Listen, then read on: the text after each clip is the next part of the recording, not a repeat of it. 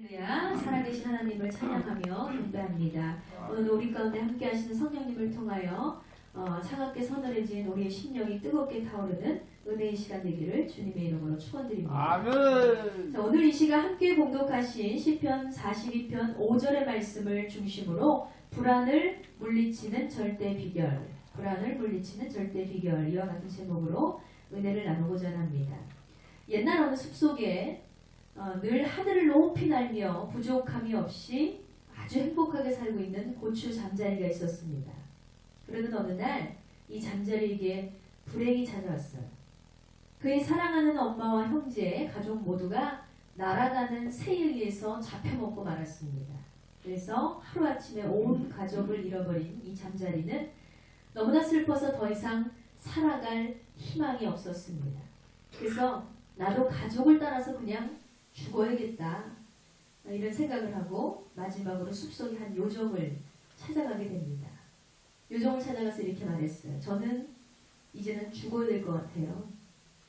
가족을 모두 잃은 이런 상황 가운데 마음이 아파서 도저히 혼자서 살아갈 수가 없습니다.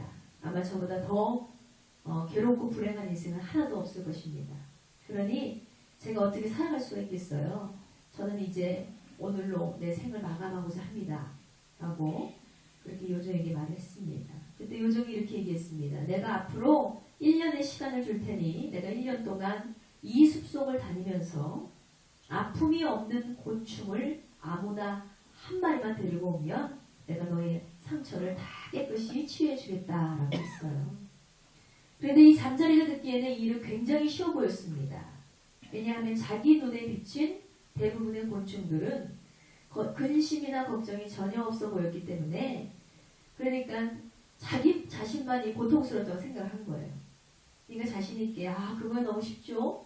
내가 당장이라도 내 주변에 있는 곤충들을 요정님께 데려오겠습니다 라고 하고 그 길로 고추 잠자리는 숲속을 찾아 헤매며 곤충들을 찾아 나섰습니다.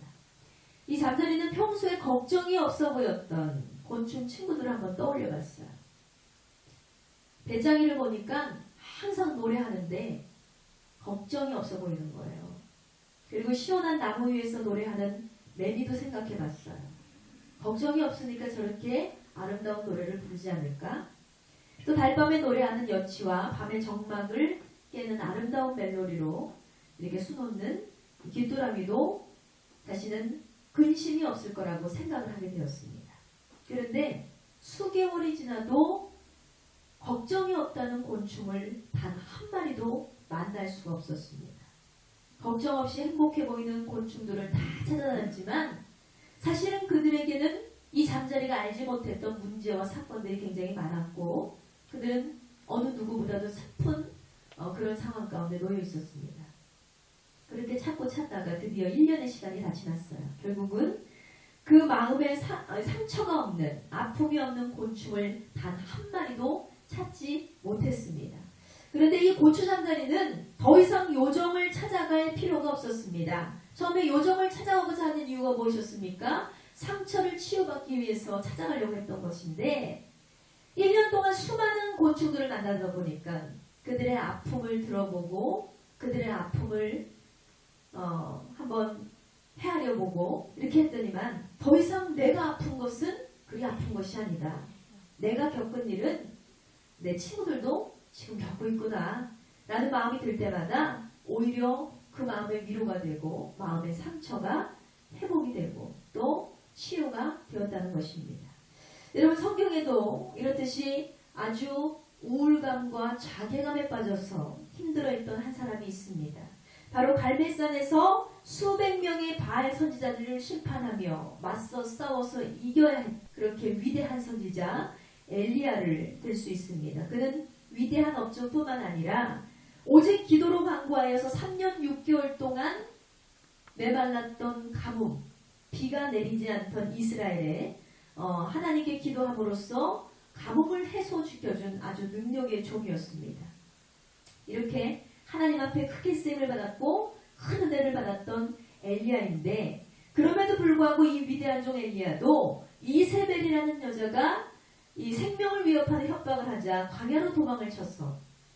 불안과 두려움 가운데 고통했다는 사실입니다. 그리고 그가 기도하기를 여호와여 넉넉하오니 지금 내 생명을 거두어 주시옵소서. 나는 내 조상들보다 낫지 못하나이다 했어요. 그러니까 한마디로 지금 자신의 사정이 너무나 괴롭고 힘드니까 차라리 아버지 내가 이 괴로움 가운데 있는 바에야 죽는 게 낫겠습니다. 내 생명을 거두어 주세요. 자살을 소원하고 죽기를 각오하고 그런 마음으로 차라리 죽여달라고 하나님께 호소했다는 것입니다.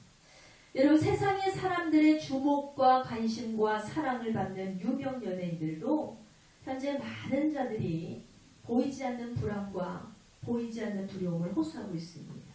또 대형 기업을 이끄는 이 능력의 사람 수많은 인사와 리더들도 고통을 호소한 바 있습니다. 그리고 그들은 스스로 목숨을 내놓을 만큼 자신의 우울과 불안이 얼마나 심각했는지를 세상을 향해서 증명하고 말았다는 것입니다.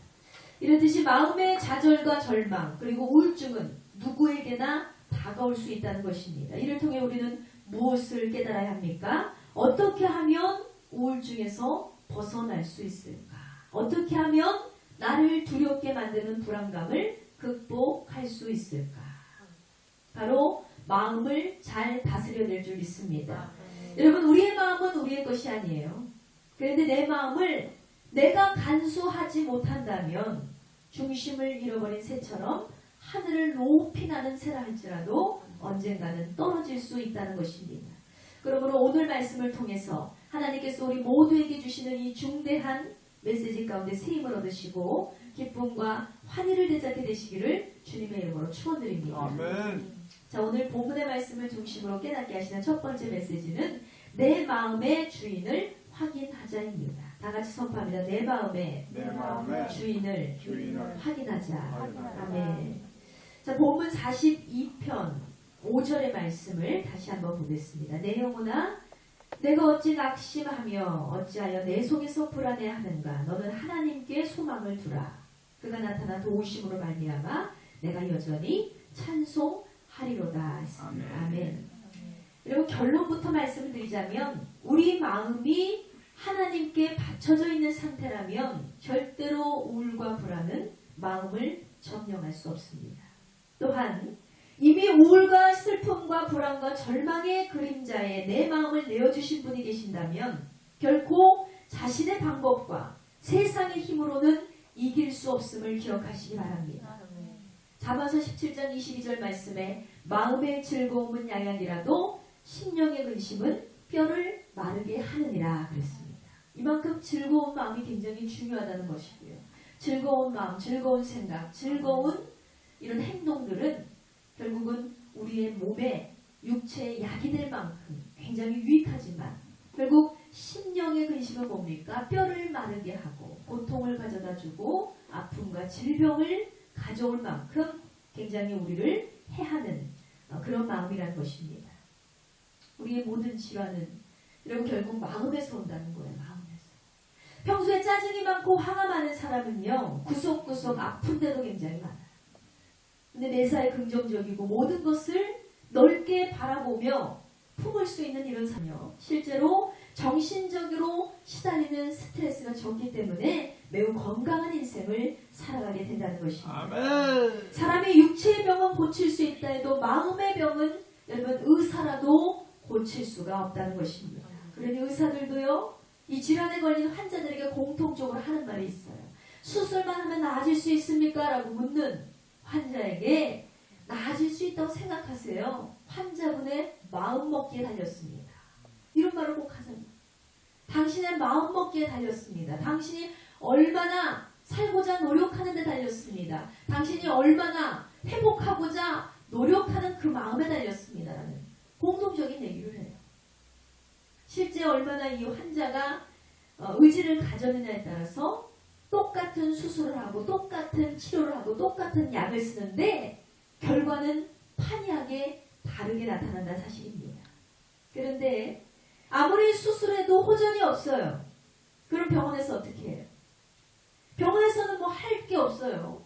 약도 쓰고 수술도 해보고 다 해봤지만 호전되지 않습니다. 그러면 그저 심신의 안정과 불안을 느끼지 못하도록 진통제를 주거나 수면제를 주거나 이 약물 투여에는 달리 방법이 없다는 것입니다. 심리학자들은 어떻습니까? 고통받고 있는 상처받은 사람들을 만나게 됩니다. 그러면 그들의 마음을 그저 들어주고 그들의 이야기를 들어주고 이해해주고 위로해줄 뿐이에요. 그 마음의 상처는 어느 학자도 어느 의사도 어느 약으로도 치료할 수가 없다는 것입니다.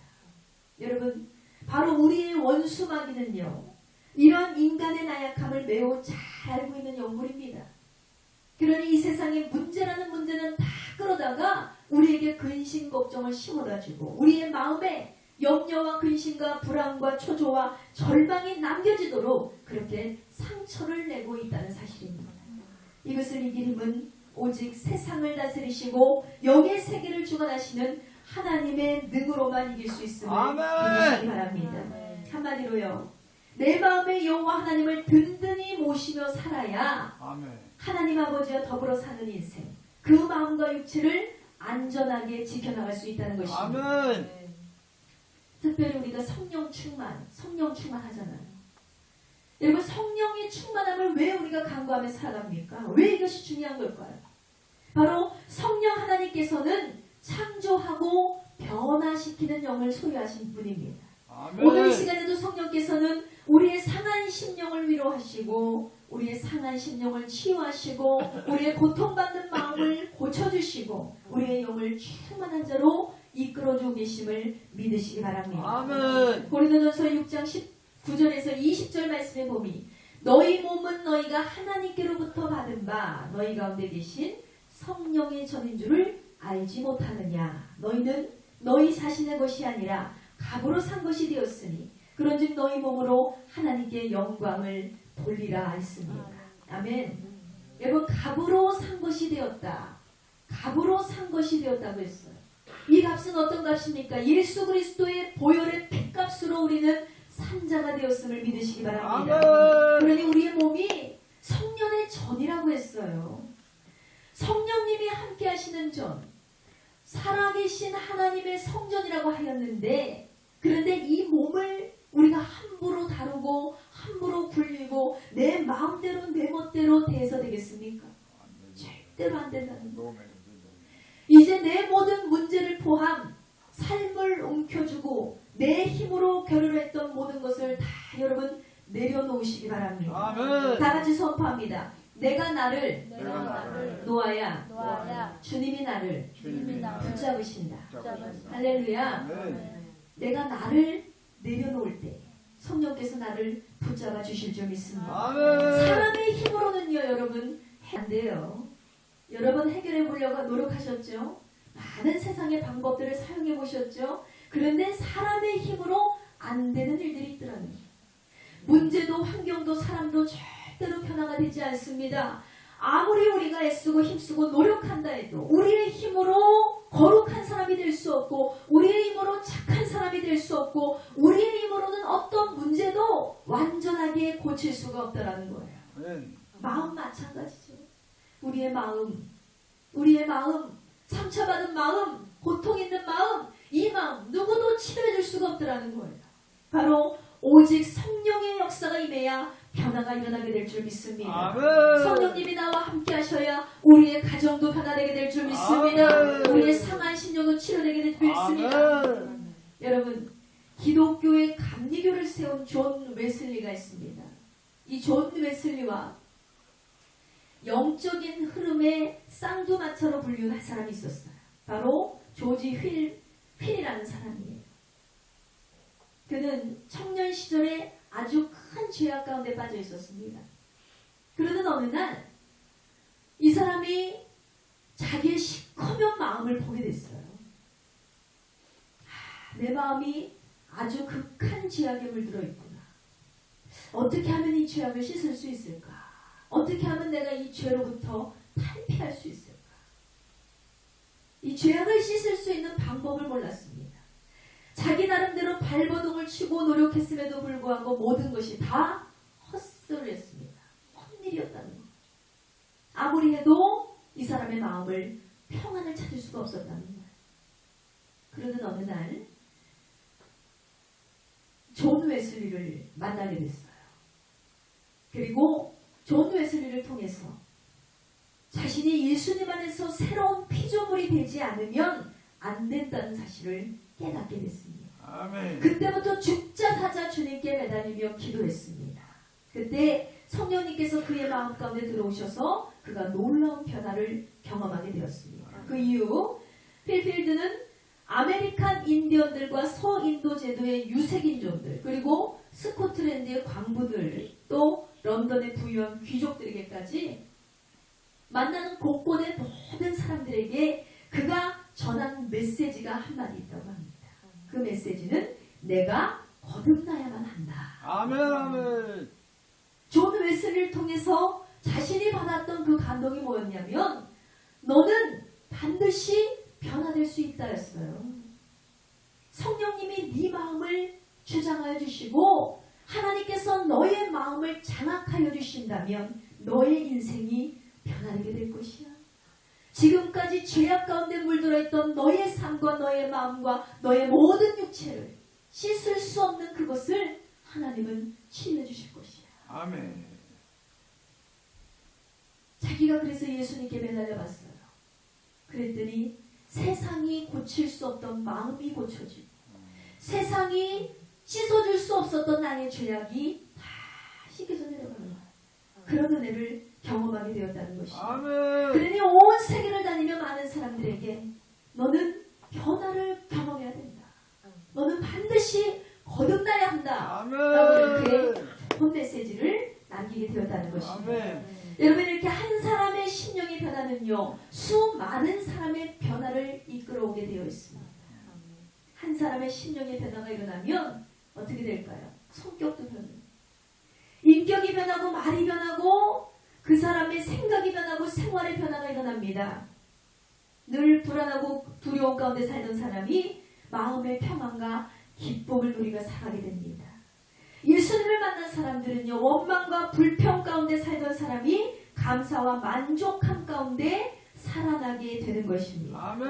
저주와 악으로 가득했던 인생이 이제는 예수를 만남으로 선과 아름다운 인생으로 변화가 되는 것입니다. 아멘. 이렇듯이 신앙생활을 하면서 한 사람의 심령이 변하니까 가정이 변하고 직장이 변하고 사회가 변하고 나라가 변하고 모든 사회도 질서를 갖게 되더라. 교회도 질서를 갖게 되더라. 아멘. 문화도 바뀌고 경제도 아멘. 바뀌고 다 바뀌더라는 거예요. 아멘. 그러므로 인생에 있어서 예수 그리스도를 만난다는 것은요. 여러분 이만큼 귀하고 값진 만남이 없다는 사실을 분명히 기억하시기 바랍니다. 아멘. 그리고 여러분이 오늘도 사모해야 할 것은 예수님 나를 만나 주시옵소서. 오늘도 피폐해져 버린 나의 인생, 어그러져 버린 나의 마음, 상처받은 나의 심령을 예수님 고쳐주시고 치유하여 주시옵소서. 아멘. 이렇게 기도하시기 바랍니다. 이제 오늘로부터 내 인생의 주인이 누가 되어야 돼요? 내가 아닌 성령님이 되셔야 될 줄 믿습니다. 내 인생의 주인이 내가 되기를 포기하시기 바랍니다. 그리고 내 인생을 예수님께 맡겨놓으시기 바랍니다. 이렇게 인생의 주인이 바뀔 때 진정 변화의 새바람이 불어오는 기쁨의 인생이 되시기를 주님의 이름으로 축원드립니다. 자, 두 번째로 깨닫게 되는 메시지는 말씀 안에 바로 서자입니다. 다 같이 선포합니다. 말씀 안에 바로 서자. 아멘. 자, 우리가 이 세상에 사는 동안 불안을 극복하고 사탄의 권세를 꺾을 수 있는 유일무이한 비결이 하나 있어요. 바로 말씀 안에 바로 서는 것입니다. 이 직장에서는 직장인들이 대인관계가 너무나 힘들다. 일보다 대인관계가 힘들어서 그만두는 경우가 굉장히 많다는 거예요. 가정에서는 자녀 때문에, 남편 때문에, 아내 때문에, 물질 때문에 여러 가지 어려움이 가정의 화목을 깨트리고 있습니다. 또 육체적으로는 점점 허약해져 오지요. 피할래야 피할 수 없는 고통들이 우리를 불안에 떨게 만들고 있습니다. 가난도 저주도 질병도 그 어떤 어려움도 우리가 피할래야 피할 수가 없더라는 거예요. 그러면 어떻게 해요? 피할 수 없다면 즐길 수도 없잖아요. 그러면 어떻게 해요? 극복해야 된다. 싸워서 이기고 극복해야 될 줄 믿습니다. 아멘. 여러분 어떤 방법으로 극복할 수 있는가? 여러분 그런데 이런 시험은요 우리에게만 온 것이 아닙니다. 예수님께서도 시험을 받으셨다고 했어요. 광야에서 40일의 금식을 마치신 예수님이 사탄으로부터 시험을 받으셨습니다. 가장 잔잔하고 가장 은혜로운 시점에서 이 예수님을 가만히 내버려 두지 않는 것, 가장 온유하고 평탄할 그 시점, 금식을 마치신 시점. 그런데 원수마귀는 그 틈을 노리지 않았습니다. 물론 40일 금식 기도를 통해서 예수님은 영적으로 매우 강해지셨습니다. 그런데 사실 육신적으로는 힘이 없고 몸도 가누실 수 없을 만큼 굉장히 연약해지신 상태였을 거예요. 그러니까 이 연약한 틈을 타서 사탄은 의도적으로 예수님께 접근을 시도합니다. 그래서 사탄이 이 미끼 3가지로 예수님을 시험했는데, 첫째는 본능적인 욕구를 충족시켰다. 두 번째는 명예와 부귀영화를 부추겼다. 세 번째는 교만과 자기과시를 들추었다는 거예요. 그런데 놀라운 것은요, 사탄의 이 미끼가 오늘날 우리 사회가 안고 있는 모든 문제의 원인이 된다는 사실입니다. 그만큼 이 미끼는 우리 인간들에게는 큰 관심사고요. 근본적인 욕망이라는 거예요. 모든 인간은요, 본능적인 욕구를 따라 살아갑니다. 그리고 모든 인간은 명예와 부귀영화를 좋아하고요. 모든 인간은 교만하고 자기를 과시하고 자기를 자랑하기를 즐거워한다는 거예요. 이것들을 예수님께 사용했는데, 여러분 예수님이 어떻게 이기셨죠? 말씀으로 대적하시고 말씀으로 원수 마귀를 무찌르신 것을 기억하시기 바랍니다. 아멘. 예수님은 넘어가지 않으셨어요. 그런데 안타깝게도 지금 예수님을 믿고 있는 많은 크리스천들이 무너지는 이유가 이 3가지 원수 마귀의 미끼를 빠져나가지 못하는, 이기지 못하는 것. 왜? 내 안에 말씀이 살아있지 않기 때문에. 예수님은 사탄에게 인간의 말로 하지 않으셨어요. 자신의 생각으로 말하지 않습니다. 말씀으로 대적하셨어요. 그런데 우리 안에 말씀이 없어요. 우리 안에 말씀이 없으니까 자꾸 나를 속이고 나를 유혹하고 나를 자꾸 미혹하는 이 원수마귀에게 말씀으로 대적하지 않으니까 내 말과 능으로는 마귀를 대적할 수 없는 것입니다. 그러니 마귀의 밥이 되고 마귀의 종노릇을 하면서 우리가 이렇게 시험을 받고 살아가게 된다는 것입니다. 그러므로 여러분, 성도는요 언제나 시험을 당할 수 있는 위험 노소에 노출되어 있다는 사실을 분명히 깨달으시기 바랍니다. 아멘. 이기기 위해서 시험 속에서도 아주 태연하게 이기신 승리의 예수님을 바라보시기 바랍니다. 아멘. 그분이 이길 수 있는 힘이 어디 있다고 했어요? 바로 예수님께서는 말씀으로 충만하셨고 기도로 충만하셨고 성령으로 충만하셨기 때문에 아멘. 시험을 극복하고 이기신 줄 믿습니다. 아멘. 사랑하는 성도 여러분, 내가 아무리 연약하고 허점이 많다고 해도 괜찮습니다. 성령께서 나와 함께 하신다면 성령의 힘으로 우리는 살아가게 될 줄 믿습니다. 아멘. 성령 충만한 인생은요, 사탄의 시험도 이길 힘이 생긴다는 거예요. 아멘. 바로 우리를 도우시고 보호하시고 승리를 주시는 성령께서 저와 여러분을 인도하시기 때문입니다. 아멘. 여러분은 날마다 말씀과 함께 하시고 말씀을 생활하시고 말씀 안에서 이기시고 승리하시는 저와 여러분 되시기를 아멘. 주님의 이름으로 축원드립니다. 자, 마지막 3번째로 깨닫게 되는 메시지는 내 마음을 다스리자입니다. 다 같이 선포합니다. 내 마음을 다스리자. 아멘. 자, 잠언서 4장 23절의 말씀 보니까 모든 지킬 만한 것 중에 더욱 내 마음을 지키라. 생명의 근원이 이에서 남이니라 했습니다. 아멘. 여러분, 신앙은 결국 여러분의 몫이에요. 우리 각자가 믿음의 크기가 다르고 복받는 분량도 다르고 응답받는 횟수도 다르고 충만한 은혜의 순간도 다 다릅니다. 결국 오늘 이 말씀을 듣고 계신 여러분, 여기 많은 분들이 동일한 말씀을 듣고 계시지만 여러분이 아무리 주옥 같은 메시지가 이단에서 쏟아진다 할지라도 이것을 내 것으로 받지 않으면 내 인생의 변화는 절대로 일어나지 않습니다. 그러니까 오늘 말씀 가운데 수많은 깨달음이 쏟아지잖아요, 벌써. 아, 그래, 맞아, 그랬지. 예수님도 시험을 당하셨다고 했는데 나도 그렇게 시험이 다가왔어. 나도 무너진 적이 있지. 그래, 나도 지금 우울증이 있는데, 나도 생각의 변화가 많은데, 나도 얼마나 불안하며 살아가고 있는데, 그랬지, 그랬어. 많은 깨달음이 오잖아요. 그런데 시험을 예수님은 이렇게 이기셨구나 아무리 깨달아도 내 마음 하나를 다스리지 못한다면 깨달음도 역시 수포로 돌아가고 만다는 사실입니다. 로마서 8장 28절에 우리가 알거니와 하나님을 사랑하는 자 곧 그 뜻대로 부르심을 입은 자에게는 모든 것이 합력하여 선을 이루느니라 했습니다. 아멘. 여러분, 이 말씀이 뭐예요? 결국 지금 우리가 고통의 터널을 지나고 있다 할지라도 그 모든 순간도 하나님은 위기를 능력으로 바꾸시고 고통을 기쁨으로 바꾸시며 그렇게 모든 것을 선을 이루며 나아갈 수 있도록 우리를 인도해 주실 것이라는 겁니다. 아멘. 그러니까 한마디로 우리가 선을 이룰 것을 기대하며 살아가야 돼요.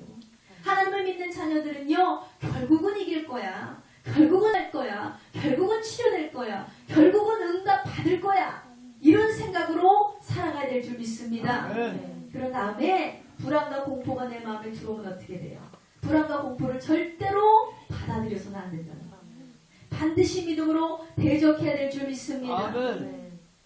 오늘 하나님께서 우리에게 주시는 본문 말씀 시편 42편 5절의 말씀을 다시 보면 내 영혼아 내가 어찌하여 낙심하며 어찌하여 내 속에서 불안해하는가 너는 하나님께 소망을 두라 그가 나타나 도우심으로 말미암아 내가 여전히 찬송하리로다. 아멘. 할렐루야. 아멘.